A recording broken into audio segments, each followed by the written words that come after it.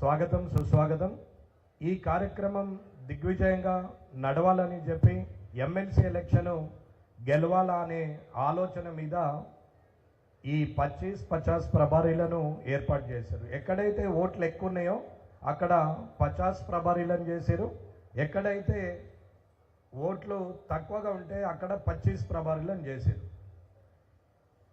ఈ కరీంనగర్ పార్లమెంటు, ఈ పెద్దపల్లి పార్లమెంటులో మొత్తం కలిసి 2.5 లక్షల ఎమ్మెల్సీ గ్రాడ్యుయేట్ ఓట్లు ఉన్నాయి. మిగతా జైరాబాదు, మెదక్, నిజామాబాదు, ఆదిలాబాదు పార్లమెంటుకు సంబంధించి లక్ష చిల్లర ఉన్నాయి.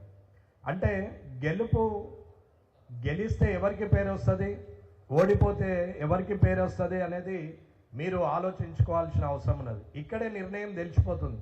గెలిస్తే కరీంనగర్, పెద్దపల్లి పార్లమెంట్లకే పేరు వస్తుంది, అంటే బండి సంజయ్ అన్న గారికి, ఆయన సైన్యమైన మీకు.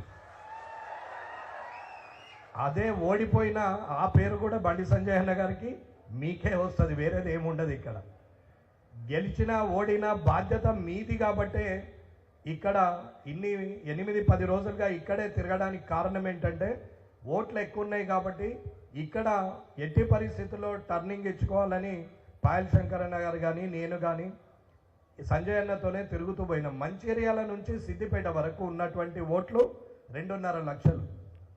అక్కడ మెదక్ నుంచి మొదలు పెడితే ఆదిలాబాద్ వరకు ఉన్న ఓట్లు 1,00,000 చిల్లర.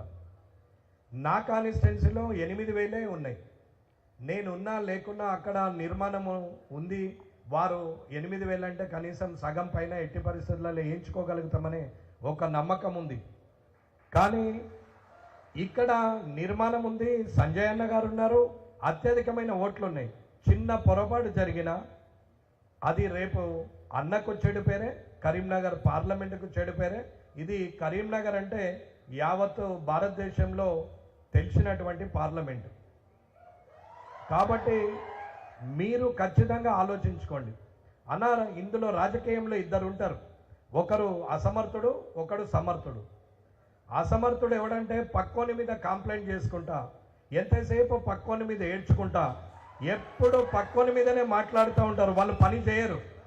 కానీ నేను చేస్తా, కానీ అతను చేయనిస్తలేడు. ఇది కంప్లైంట్ ఇక సమర్థుడు అంటే ఎన్ని కంప్లైంట్లు చేసినా, ఎవరు ఏమన్నా, నేను అనే వ్యక్తిని రేపొద్దున కార్పొరేటర్ కావాలా, కౌన్సిలర్ కావాలా, సర్పంచ్ కావాలా, రేపు వార్డు మెంబర్ కావాలా, సొసైటీ అధ్యక్షుని కావాలా, సొసైటీ మెంబర్ని కావాలా, ఎంపీటీసీని కావాలా, ఎంపీపీని కావాలా, జడ్పీటీసీ కావాలా, జిల్లా పరిషత్ చైర్మన్ కావాలనే ఆశ ఉంటుంది చూడండి, వాళ్ళు సమర్థులు అవుతారన్న. అది లేని రోజు, పక్కవాడి మీద మాట్లాడిన రోజులు నువ్వు గునుస్తూనే ఉంటావు. దొడ్డికి పోయి చెరువు మీద అలిగితే ఎలా ఉంటుందో కంప్లైంట్ చేసిన లైఫ్ కూడా అలాగే ఉంటుందన్న. ఇది నిజం. రాజకీయంలో అలగడము, కంప్లైంట్ చేయడము అసమర్థులు చేసే పని. సమర్థుడు కొట్లాడతాడు, ప్రజల్లో గుర్తింపు తెచ్చుకుంటాడు. ప్రజలు గుర్తించిన రోజు పార్టీ స్థాయిలో ఎంత పెద్ద నాయకత్వం ఉన్నా నీ ఇంటి ముందడికి వచ్చి నిలబడుతుంది. అది గొప్పతనం. అది ప్రజలు గుర్తించాల. ఇవాళ నేను ఎలక్షన్ కన్నా ముందు నేను ఎవరికి పరిచయం లేదు. ఒక్క ఎలక్షన్, ఒక్క గెలుపు. ఇవాళ నేను యాడికి వచ్చినా మీరు సపోర్ట్లు కొడుతున్నారు, కేరింతలు ఇస్తున్నారు అంటే అది ఆ గెలుపుకున్న గొప్పదనము, ఆ కార్యకర్తలకున్న గొప్పదనం కానీ నాది కాదు అనేది మీరు అర్థం చేసుకోవాలి. ఈ స్థాయి ఒకప్పుడు సంజయ్ అన్న వస్తుంటే ఫోటోలు దిగుతుంటే, నేను 24 ఏళ్ల నుంచి రాజకీయంలో ఉన్నాం, జిల్లా పరిషత్ చైర్మన్ చేసినాం. కానీ ఆ సంజయ్ అన్న గారు వస్తుంటే జనం ఫోటోలు దిగడానికి నూకేస్తే మేము కనీసం 1 మీటరు 2 మీటర్ల దూరము పబ్లిక్ నూకితే దూరం పోయి గోడల పొట్టి అతుకుతుంటుంది. ఎప్పుడు ఇట్లా ఫోటోలు దిగుతారా నాతోనే, నాకు కూడా కసి ఉంటుండే. అదే తర్వాత గెలిపొచ్చినాక అదే సంజయ్ అన్న దగ్గరికి వస్తే మీరే నాతోనే ఆ ఫోటోలు దిగితే ఆనాడు సంతోషం ఇంత అంత కాదు, గెలుపు కన్నా ఎక్కువ. అది గుర్తింపు అన్నారు. ఆ గుర్తింపుకు కారణం ఎవరు? కార్యకర్తలే మొట్టమొదలు, నాయకుడే తర్వాత. మీరు గెలిపిస్తేనే సంజయ్ అన్న ఎంపీ అయిండు, మీరు గెలిపిస్తేనే ఎంపీ అయిండు కాబట్టి మంత్రి అయిండు. అది మీరు గుర్తించాలా. ఇకపోతే అంజిరెడ్డి అన్న రేపు ఎమ్మెల్సీలా మీరు గెలిపిస్తేనే కరీంనగర్కి పేరు, బండి సంజయ్ అన్నకు పేరు. అందుకే సంజయ్ అన్నకు ఏమన్నామంటే, అన్న మీరు ఓట్లు లేని దగ్గరికి కాదు, ఓట్లున్న దగ్గర ఈ 14 నియోజకవర్గాలు సిద్దిపేట కలిపితే ఆ 15-16 నియోజకవర్గాలు ఏవైతున్నాయో వీటిలోనే కాన్సన్ట్రేట్ చేయండి, కానీ బయటకు వెళ్తే రేపు ఏమన్నా చెడు పేరు వస్తే మీకే వస్తుంది అన్న అని కూడా చెప్పడం జరిగింది. అన్నతో పాటు మేము కూడా ఇక్కడే ఉన్నాం. నా దగ్గర ఉన్న 8,000 పడకున్నా అది కూరల కళ్యామాకు తిరిగి అంతే, ఏమీ ఫరక్ పడదాడ.